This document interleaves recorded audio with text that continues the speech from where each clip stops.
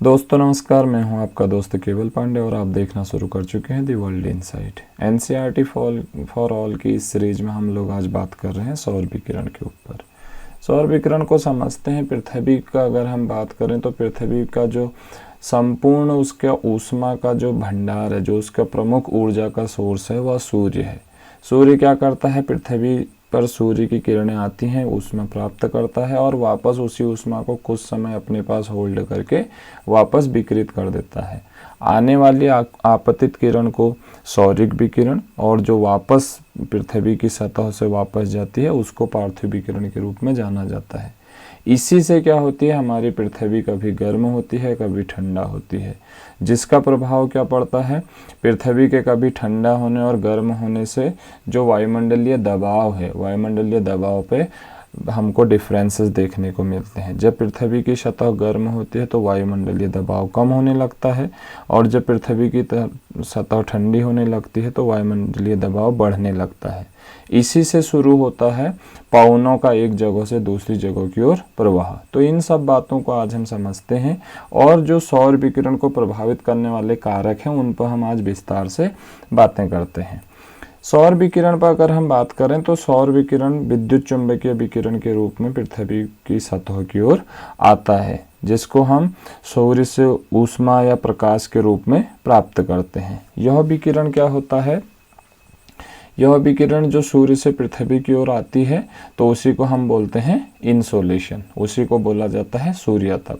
और पृथ्वी के औसत रूप से वायुमंडल की ऊपरी सतह पे 1.9 कैलोरी प्रति वर्ग सेंटीमीटर प्रति मिनट ऊर्जा प्राप्त होती है। इसी को बोला जाता है सौर स्थिरांक।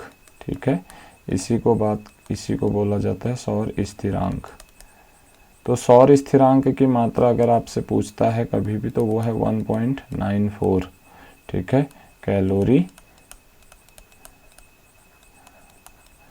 पर वर्ग सेंटीमीटर प्रति मिनट।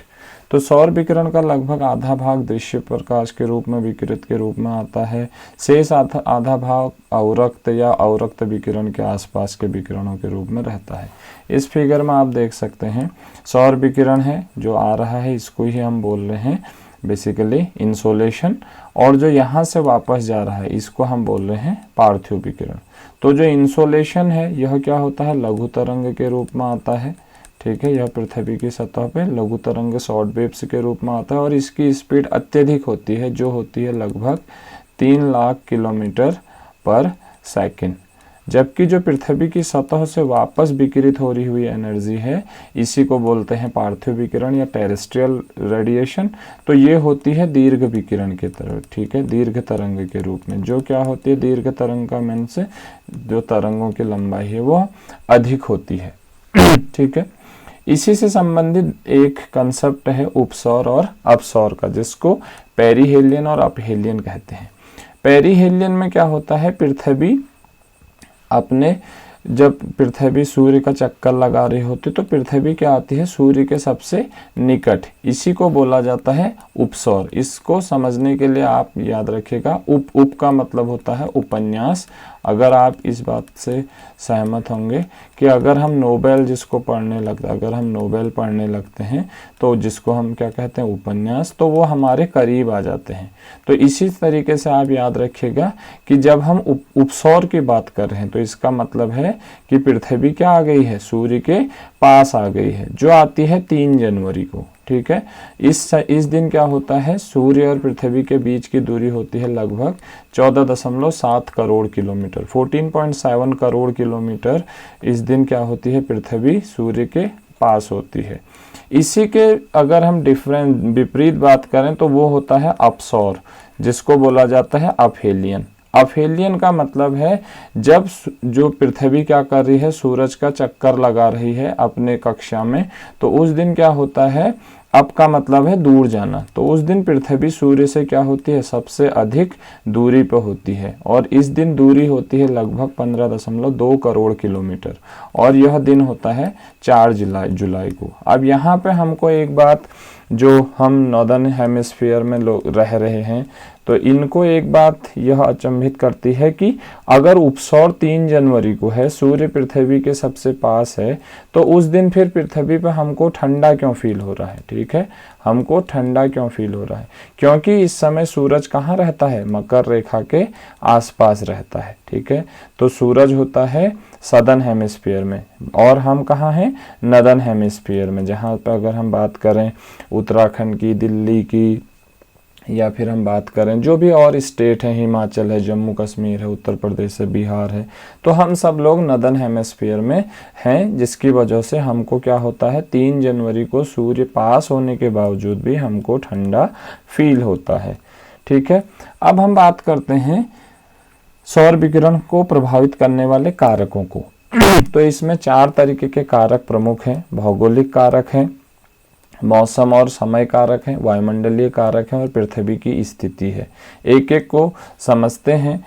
भौगोलिक कारकों की अगर हम बात करें तो उसमें प्रमुख है अक्षांश। ठीक है, जिसमें अक्षांश का मतलब होता है वो काल्पनिक रेखाएं जो भूमध्य रेखा और भूमध्य रेखा के उत्तर और दक्षिण खींची हुई गई हैं ग्लोब पे।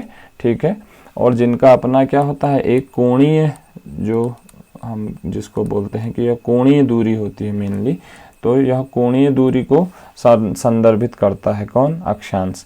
तो इस समय क्या होता है, भूमध्य रेखा के पास सौर विकिरण अधिक रहता है, क्योंकि भूमध्य रेखा क्या होती है, सूरज, ये सन है, सन के लगभग यहाँ पे भूमध्य रेखा पे सूरज की किरणें लगभग क्या रहती हैं, सीधी पड़ती हैं पूरे वर्ष भर अगर हम बात करें। और उसी के विपरीत अगर हम उत्तरी गोलार्ध में कर्क रेखा और दक्षिणी गोलार्ध में मकर रेखा की बात करें, तो यहाँ पे भी वर्ष में एक बार कर्क रेखा पर और एक बार मकर रेखा पे सूरज की किरणें सीधी पड़ती हैं। लेकिन अगर हम भूमध्य रेखा से ध्रुवों की तरफ जाएंगे तो यहाँ पे क्या होती है, जो सूर्यताप है वह घटने लगता है, क्योंकि यहाँ से सूरज की किरणें कैसी पड़ती हैं, तिरछी पड़ती हैं। तो तिरछी पड़ती हैं और यहाँ पर सीधी पड़ती हैं।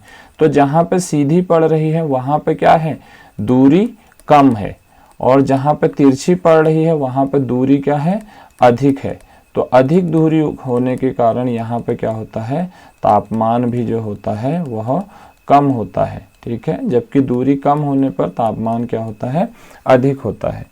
दूसरा है ऊंचाई।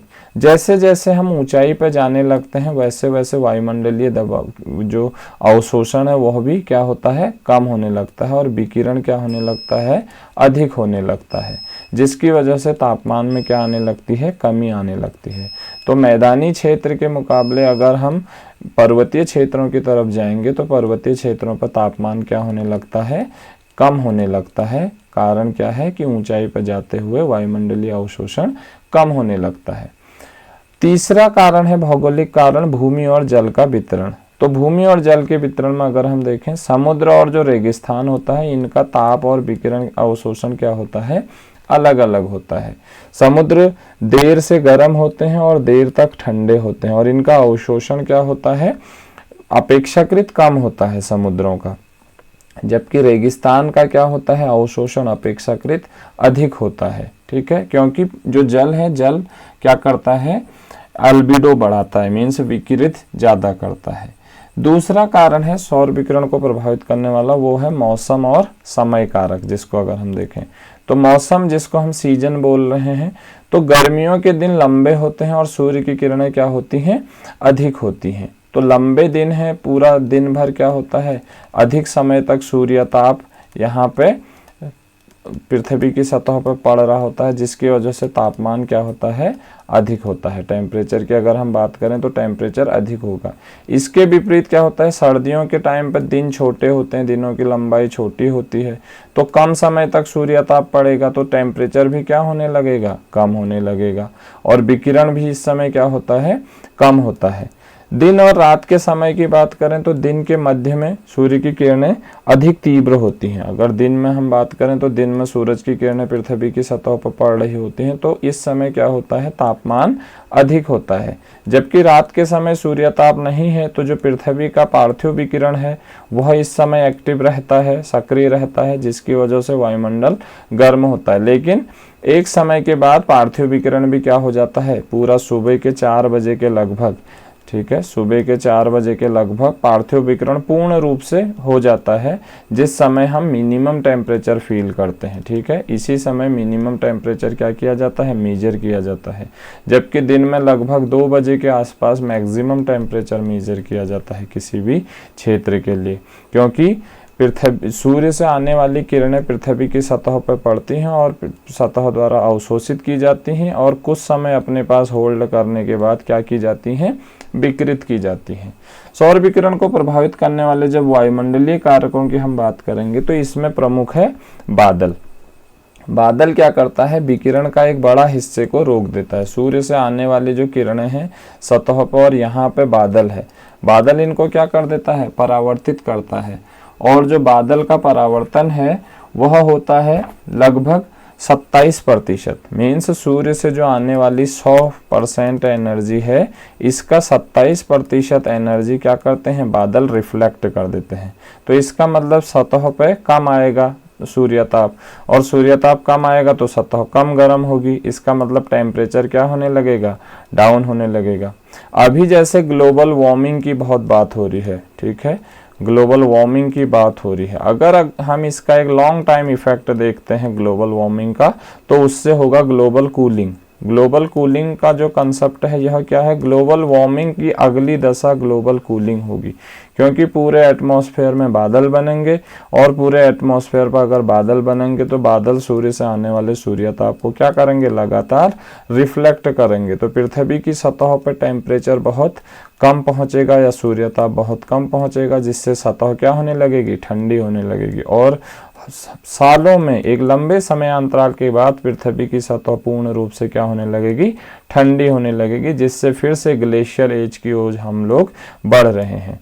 तो यही क्या है, ग्लोबल वार्मिंग का नेगेटिव इफेक्ट अगर हम जो देखेंगे वो ग्लोबल कूलिंग के रूप में दिखेगा। दूसरा है वायुमंडलीय कारकों में धूल और प्रदूषण। तो जिस क्षेत्र में धूल है, डस्ट पार्टिकल है या पॉल्यूशन है, वहां पर भी क्या हो रही है, जो सूर्य से आने वाली जो किरणें हैं वह अवरुद्ध हो रही हैं, वह प्रभावित हो रही हैं, वो उस मात्रा में नहीं पहुंच पा रही हैं सतह तक जिस मात्रा में उनको पहुंचना था, जिसकी वजह से टेम्परेचर क्या होने लगेगा, कम होने लगेगा सतह का।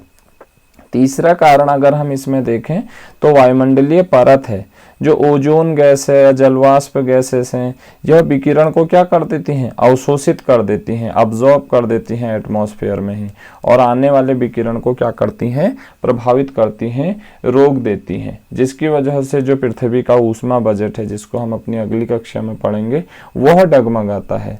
तो ये कारण थे वायुमंडल को प्रभावित करने, वायुमंडलीय कारक जो सूर्यताप को क्या कर रहे थे, प्रभावित कर रहे थे। अगला कारक है पृथ्वी की स्थिति। अब पृथ्वी की स्थिति में क्या है, झुकाव है, और सूर्य के चारों ओर गति को भी वो भी क्या करता है, पृथ्वी को प्रभावित करता है। इसमें आप देखिए जैसे यहाँ पर पृथ्वी की स्थिति दिख रही है आपको, ठीक है, ये पृथ्वी की स्थिति है, यहाँ पे है, यहाँ पे है, ये क्या है, यहाँ पे पृथ्वी क्या कर रही है, अपने अक्ष पे घूम रही है, ठीक है, अपने अक्ष पे पश्चिम से पूरब घूम रही है। तो पृथ्वी क्या है, पृथ्वी अपने अक्ष पे 23.5 डिग्री का क्या बनाती है, कोण बनाती है, 23.5 डिग्री झुकी हुई है। तो 23.5 डिग्री झुकी हुई है, जिसकी वजह से हर क्षेत्र में बराबर इस जो सूर्यताप है वह नहीं पहुंच पाता। तो कहीं पे कभी सूर्यताप अधिक पहुंचता है तो किसी क्षेत्र में कभी सूर्यताप कम पहुंचता है। तो जो क्या करता है, सौर विकिरण को प्रभावित करता है। ऋतुओं का निर्माण इसी से होता है, अक्षांश और सूर्य की दिशा के कारण ही क्या होता है, ऋतुओं का निर्माण होता है, जिसमें मुख्य रूप से अगर हम IMD की बात करें, इंडियन मेट्रोलॉजिकल डिपार्टमेंट की बात करें, तो इसने भारत में क्या बताए हैं, 4 ऋतुएं बताई हैं, ठीक है। सबसे पहले ऋतु है शरद ऋतु, शरद ऋतु जिसको क्या बोला जाता है, विंटर, ठीक है, विंटर है। दूसरी यहाँ पे जो ऋतु है उसको बोलते हैं प्री मानसून, ठीक है, या इसी को हम प्री मानसून को ही ग्रीष्म ऋतु के नाम से भी जानते हैं, ग्रीष्म ऋतु। तीसरी ऋतु यहाँ पे है जिसको हम बोलते हैं मानसून, ठीक है, यह है मानसून। और चौथा ऋतु है जिसको हम ऑटम बोलते हैं, या जिसको पोस्ट मानसून भी बोला जाता है, जिसको हम बोलते हैं बसंत ऋतु, ठीक है। तो ये 4 प्रमुख ऋतुएं हैं भारत में जो इंडियन मेट्रोलॉजिकल डिपार्टमेंट ने सजेस्ट की हैं। तो इससे आगे की बात हम बात करेंगे अगली क्लास में कि पृथ्वी का ऊष्मा बजट क्या है, कि कितनी जो सौरिक ऊर्जा 100% आती है उसमें कितने का प्रकीर्णन होता है, कितना वायुमंडल द्वारा अवशोषित होता है, कितना %, और कितना % पृथ्वी को प्राप्त होता है प्रत्यक्ष और अप्रत्यक्ष रूप से, और उनका क्या क्या, बादलों से कितना परावर्तित होता है, धरातल से कितना परावर्तित होता है, या वायुमंडल द्वारा कितना प्रकीर्णन होता है। फिर हम बात करेंगे कि सूर्य की जो प्रत्यक्ष रूप से कितनी एनर्जी प्राप्त हो रही है, या विसरित दिवा प्रकाश के रूप में कितनी एनर्जी प्राप्त हो रही है। ठीक है, तो इन सारी मुद्दों को हम लोग अगली क्लास में समझेंगे। तब तक के लिए थैंक यू सो मच।